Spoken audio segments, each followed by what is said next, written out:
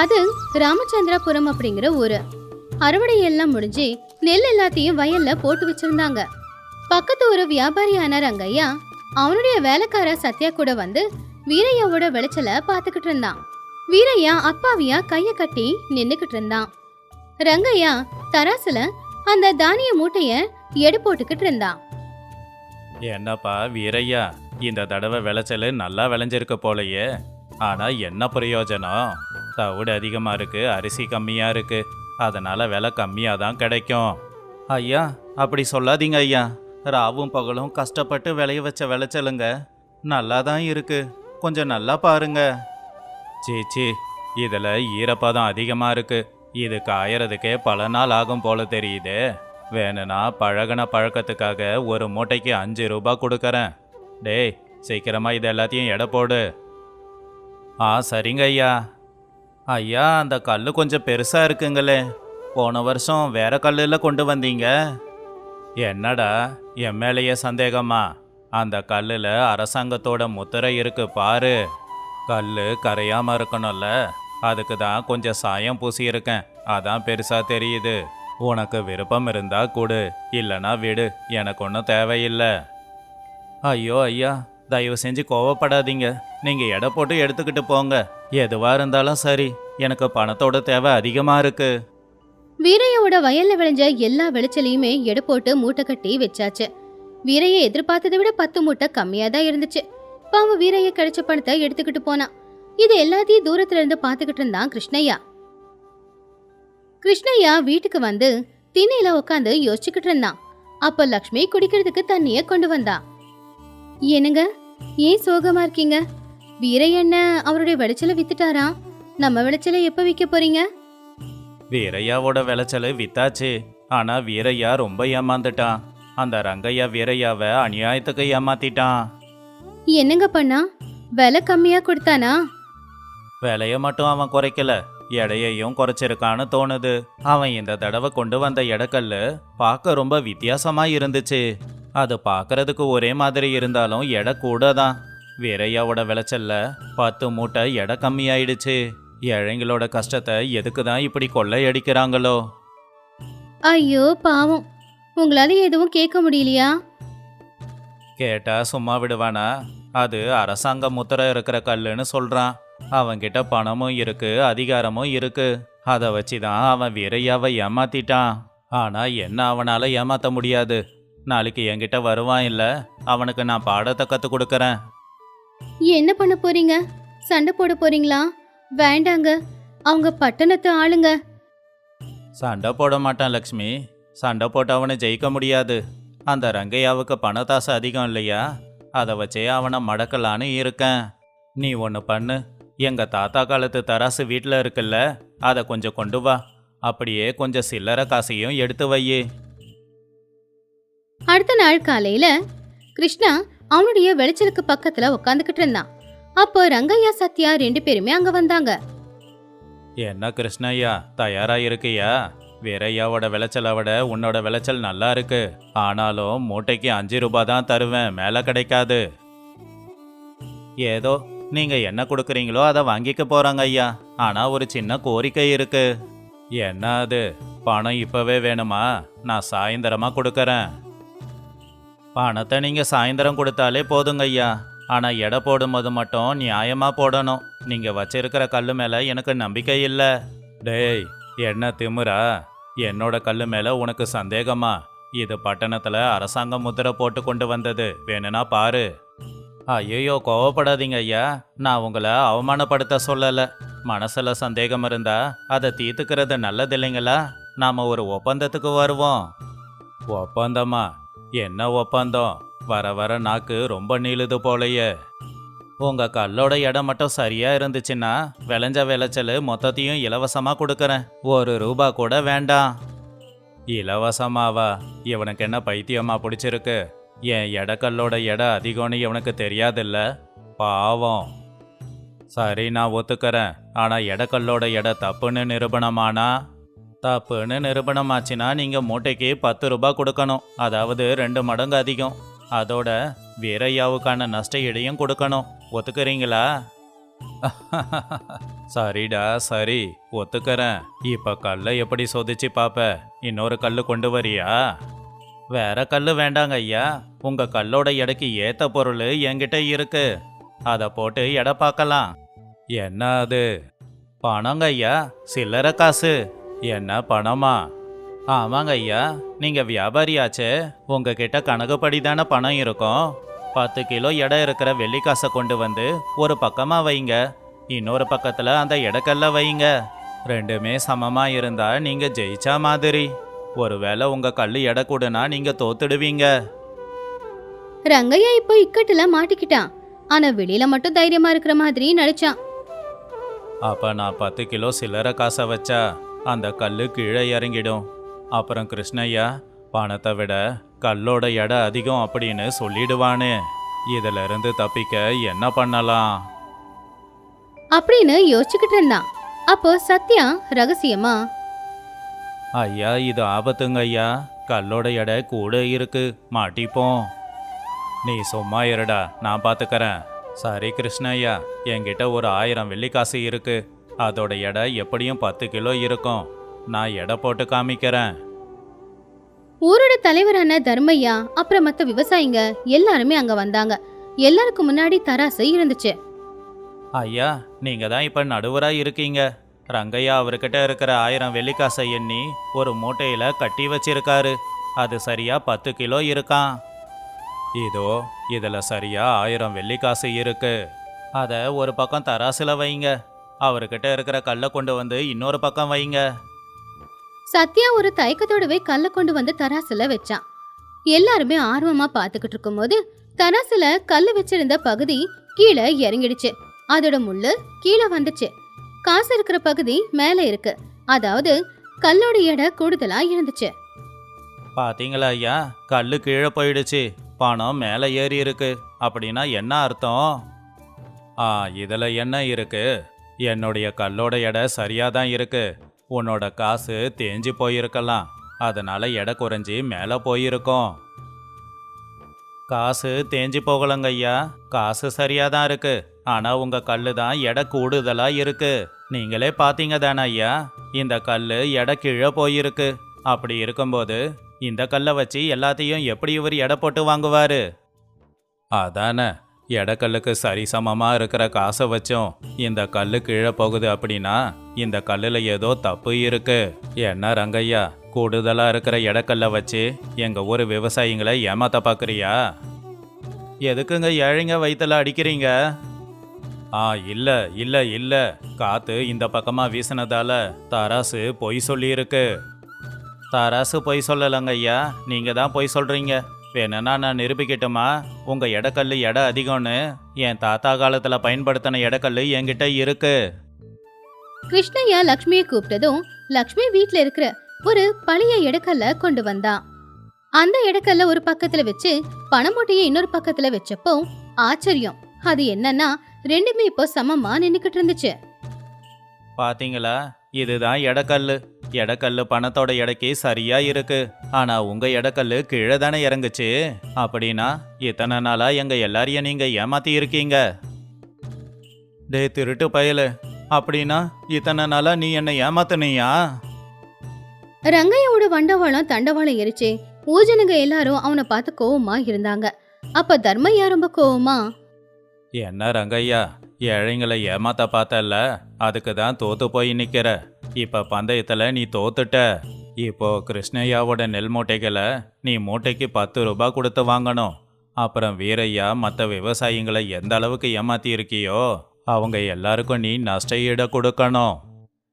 ஐயா என்னை மன்னிச்சிடுங்க ஐயா, பணத்துக்கு ஆசைப்பட்டு ஏதோ தப்பான வழியில போயிட்டேன். அந்த நஷ்ட ஈட நான் எல்லாருக்குமே கொடுக்கறேன்.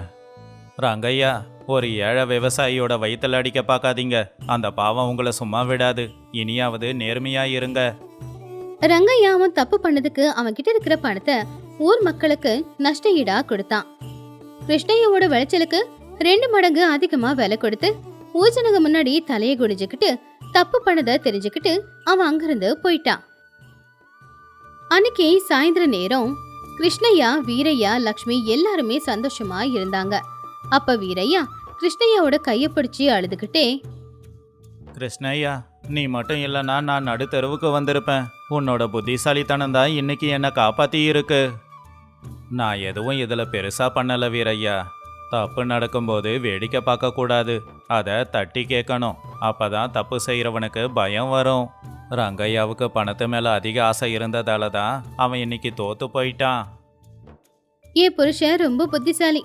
விவசாயிங்களுக்கு விவசாயம் செய்யறது மட்டும் பத்தாது, கொஞ்சம் புத்திசாலித்தனம் இருந்தாதான் யாரும் நம்மள ஏமாத்த மாட்டாங்க அப்படின்னு சொன்னா லக்ஷ்மி. அன்னையில இருந்து அந்த ஊர்ல எந்த ஒரு வியாபாரி விவசாயிய ஏமாத்த முயற்சி பண்ணவே இல்லை. ஏன்னா ஏமாத்த முயற்சி பண்ண என்ன நடக்கும்னு அவங்க எல்லாருக்குமே நல்லா தெரியும். ஆபத்து வரும்போது புத்திசாலித்தனமா அதுல இருந்து தப்பிச்சுக்கணும். நேர்மை கொஞ்சம் அறிவு இருந்தா போதும், எது வேணும்னாலும் நம்மளால செய்ய முடியும். அது பச்சை பசேல்னு இருந்த ஒரு அழகான கிராமம். அந்த கிராமத்துக்கு நடுவுல ஒரு ஓட்டு வீடு. அந்த வீட்டுக்கு பின்னாடி இருக்கிற கிணத்தடியில மருமக சுப்பலட்சுமி பாத்திரம் கழுவிக்கிட்டு இருந்தா. அப்போ திண்ணையில உக்காந்துக்கிட்டு அவ மாமியார் காந்தம்மா மருமக கிட்ட கோவமா இப்படி கேட்டாங்க, ஏன் சுப்பலட்சுமி, இன்னுமா அந்த பாத்திரத்தை கழுவி முடிக்கல? சூரியன் தலை உச்சியில வந்து நிக்கிறான், இன்னும் அந்த பாத்திரத்தையே கழுவிக்கிட்டு இருந்தா அப்புறம் சமையல் யாரு பண்ணுவாங்க? உங்க அம்மா வந்து பண்ணுவாங்களா? அவங்க ஏன் வந்து செய்ய போறாங்க அத்தை? அவங்களுக்கு எங்க வீட்லயே நிறைய வேலை இருக்கும். நான் காலையில எழுந்திருச்சு வாசல் பெருக்கி தண்ணி தெளிச்சு கோலம் போட்டதுல இருந்து எல்லா வேலையும் பார்த்துக்கிட்டு இருக்கேன். இப்போ பாத்திரம் கழுவிக்கிட்டு இருக்கேன். எனக்கு 2 கை தான் இருக்கு, 10 கை இல்ல. பாத்தியா இவளோட திமிர? மாமியார்னா ஒரு வார்த்தை சொன்னா மருமக இவ 10 வார்த்தை சொல்றா. அந்த காலத்துல எங்க மாமியாரை பார்த்து நாங்க ஒத்த வார்த்தை கூட சொல்ல மாட்டோம். இந்த காலத்து பொண்ணுங்களே சரியில்லை. இது அந்த காலம் இல்ல அத்தை, இது எங்க காலம்.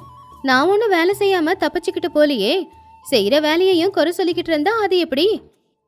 குறை சொல்லலைன்னா தலைமையில ஏறி உக்காந்துப்பியே. சரி, அந்த நெல் எல்லாத்தையுமே கொண்டு வந்து வெயில காய வைக்க சொன்னனே, இன்னும் காய வைக்கல. புழு வந்தா என்ன பண்றது? இன்னைக்கு வெயில் அந்த அளவுக்கு இல்ல, அதனால நெல் காயாது. நாளைக்கு காய வச்சுக்கிறேன்.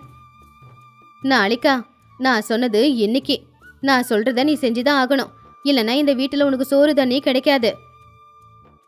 எனக்கு சாப்பாடு இருக்காதுன்னா அப்ப நான் சமைக்க மாட்டேன். எல்லாரும் சேர்ந்து விரதம் இருக்கலாம், சரியா? எவ்வளவு திமிருடி உனக்கு! மாமியார பட்னியா கெடன்னு சொல்றியா? எவ்வளவு தைரியம் உனக்கு! இதுல என்ன திமிரு அத்தை? இதுதான் நியாயம். நான் சொன்னதை நீங்க கேட்கலனா என்ன நடக்கும் அப்படிங்கறத இன்னைக்கு நான் காட்டுறேன். ஐயோ கடவுளே, எங்கிருந்து வந்தாலும் இந்த வாயாடி எனக்கு மருமகளா? இவ பேச்சு கேட்க முடியல. மதியம் சாப்பாட்டு நேரம். அப்ப ராகவையா வீட்டு திண்ணையில உக்காந்துக்கிட்டு விசிறியால காத்து விசிறிக்கிட்டு இருந்தாரு. அப்பதான் வயல்ல இருந்து ராமு வந்தான். காந்தம்மா மூஞ்சி திருப்பிக்கிட்டு சோகமா உட்காந்துக்கிட்டு இருந்தா. என்னம்மா, சாப்பாடு போடு, எனக்கு ரொம்ப பசிக்குது. சாப்பாடு எங்கடா இருக்கு? உன் பொண்டாட்டி இன்னைக்கு நான் சமைக்க மாட்டேன், எல்லாரும் பட்னியா இருங்க அப்படின்னு சொல்லிட்டு போனா. காலையில இந்த நெல்லை கொண்டு போய் வெயில காய வைக்க சொன்னேன்டா.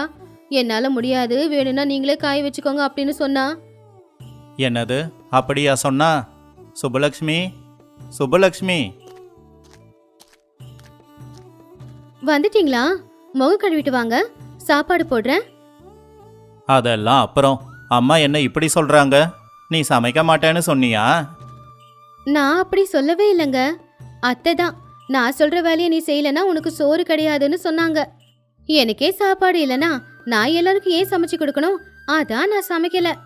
அதனால உங்களுக்கும் மாமாவுக்காகவும் மட்டும்தான் நான் சாப்பாடு செஞ்சிருக்கேன். அத்தைக்கு தான் நான் சமைச்சா சுத்தமா பிடிக்காது இல்லையா, அதனால அவங்களுக்கு நான் சமைக்கல.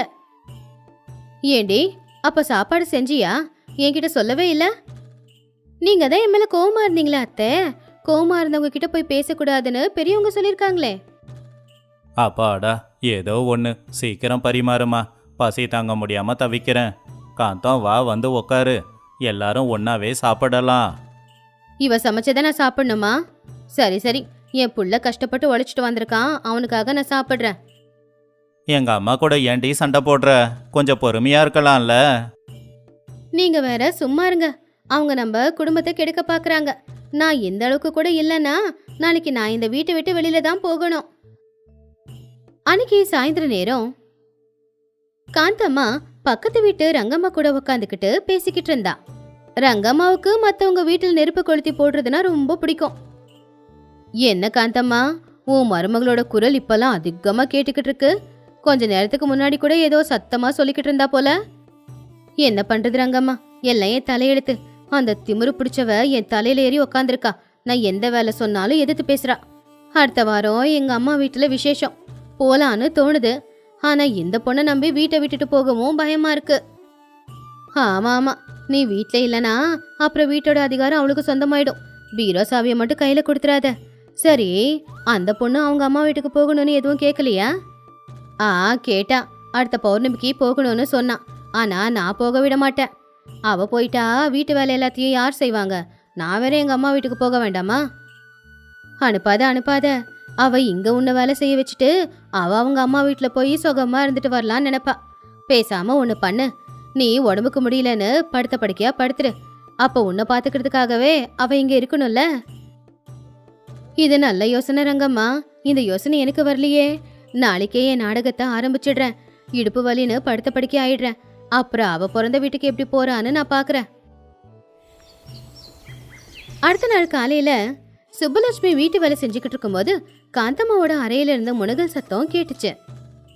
ஐயோ, ஏன் இடுப்பு வலி தாங்க முடியலையே, யாராவது வாங்கல. என்னாச்சு அத்தை, ஏன் கத்துறீங்க? என்னவோ தெரியலம்மா, காலையில எழுந்திருக்க முயற்சி பண்ற, இடுப்பு வலிக்குது, காலை அசைக்க கூட முடியல. ஐயோ வலிக்குதே, என் உசுறு போகுதே. நேத்தெல்லாம் நீங்க நல்லா தானே அத்தை இருந்தீங்க? ராத்திரி கூட நல்லா 2 தட்டு சாப்பாடு சாப்பிட்டீங்களே. நேத்து நல்லா இருந்தா இன்னைக்கும் நல்லா தான் இருக்கணுமா? எனக்கு வயசாகுதே, எனக்கு நல்லா தெரியுது. இன்னும் ரொம்ப நாள் நான் உயிரோட இருக்க மாட்டேன்னு. என்ன நீதாம்மா நல்லபடியா பாத்துக்கணும். நீ உங்க அம்மா வீட்டுக்கெல்லாம் எதுவும் போயிடாத. ஓஹோ, இதுதான் விஷயமா? நான் எங்க அம்மா வீட்டுக்கு போகாம இருக்கிறதுக்காக தான் இந்த நாடகமா? சரி சரி, இந்த நாடகத்தை நான் முடிச்சு வைக்கிறேன். ஐயோ அத்தை, எவ்வளோ கஷ்டம் வந்துருச்சு உங்களுக்கு. நீங்க ஒன்றும் கவலைப்படாதீங்க. உங்களுக்கு சேவை செய்யறதுக்கு நான் தான் இருக்கேன்ல. நான் எங்க அம்மா வீட்டுக்கெல்லாம் போகல. அப்பாடா, இவ வழிக்கு வந்துட்டா. என்னங்க மாமா, கொஞ்சம் சீக்கிரமா வாங்க அப்படின்னு சுப்பலட்சுமி கூப்பிட்ட உடனே ராகவையா ராமு 2 பேருமே அங்க வந்துட்டாங்க. என்னாச்சு காந்தம்? இடுப்பு வலிங்க, என்னால எழுந்திருக்கவே முடியல. ஐயோ மாமா, அத்தைக்கு வந்திருக்கிறது சாதாரண வலி இல்ல. இதத்தான் முடக்குவாதம்னு சொல்லுவாங்க. எங்க ஊர்ல ஒருத்தங்களுக்கு இப்படிதான் வந்திருந்துச்சு. சரியான வைத்தியம் இல்லாம செத்து போயிட்டாங்க. செத்து போயிட்டாங்களா? இப்ப என்ன பண்றது? கவலைப்படாதீங்க. சின்ன வயசுல எங்க தாத்தா எனக்கு ஒரு வைத்தியத்தை கத்து கொடுத்திருக்காரு. அந்த வைத்தியம் ரொம்ப கடுமையா தான் இருக்கும். ஆனா அதோட பலன் நல்லாவே இருக்குங்க. அத்தை நல்ல பலமான ஆளுதானே, அந்த வைத்தியத்தை அவங்களால தாங்கிக்க முடியும். வைத்தியமா? என்ன வைத்தியம்? முதல்ல வேப்பிலை, பாவக்காய், பச்சை மிளகா இது எல்லாத்தையும் அரைச்சி கசாயம் காய்ச்சி குடிக்கணும். அந்த கசாயம் வயிற்றுக்குள்ள போச்சுன்னா நரம்பெல்லாம் ஜிவ்வுன்னு எழுந்திரிச்சிடும். அதுக்கப்புறமா நல்ல ஒரு இரும்பு கம்பிய நெருப்புல காய்ச்சி இடுப்புல ஒரு சூடு போடணும். அப்படி சூடு போட்டா இடுப்பு வலியெல்லாம் சரியா போயிடும். என்னது, சூடு போட போறியா? பைத்தியமா உனக்கு? எனக்கு அவ்வளவு பெரிய வியாதியெல்லாம் ஒண்ணும் இல்ல, வெறும் இடுப்பு வலி அவ்வளவுதான். இல்லங்க அத்தை, நாங்க எல்லாரும் வருத்தப்படுவோன்னு வியாதியை சின்னதா சொல்றீங்க. உங்க முகத்தை பார்த்தாலே தெரியுது இடுப்பு வலியில நீங்க ரொம்ப தவிக்கிறீங்கன்னு. உங்களுக்கு தான் என்னை பத்தி தெரியும்ல, நான் வைத்தியம் நல்லா பண்ணுவேன். இருங்க, இப்பவே போய் கசாயம் காய்ச்சி கொண்டு வரேன். ஏங்க, நீங்க நீளமா இரும்பு கம்பி ஏதாவது இருக்கான்னு கொஞ்சம் தேடுங்க. சரி சுப்பு, அம்மாவோட உடம்பு ரொம்ப முக்கியம். டேய் ராமு, வேணடா, எனக்கு இப்போ பரவாயில்லடா. அத்தை, வைத்தியம் நீங்க செஞ்சுக்கிட்டு தான் ஆகணும், இல்லைன்னா நான் சும்மா விட மாட்டேன். மாமா, அத்தைய வந்து நல்லா இறுக்கமா பிடிச்சுக்கோங்க, சூடு சரியா போடணும்ல. சுப்பலட்சுமி சமையல் அறைக்குள்ள போய் கையில ஒரு கிளாஸ் எடுத்துக்கிட்டு வந்தா. ராகவையா காந்தம்மா பக்கத்துல நின்னுக்கிட்டு இருந்தாரு. காந்தம்மா பயத்துல நடுங்கிக்கிட்டு இருந்தா. அத்தை, இந்தாங்க, இதுதான் நான் சொன்ன கசாயம்.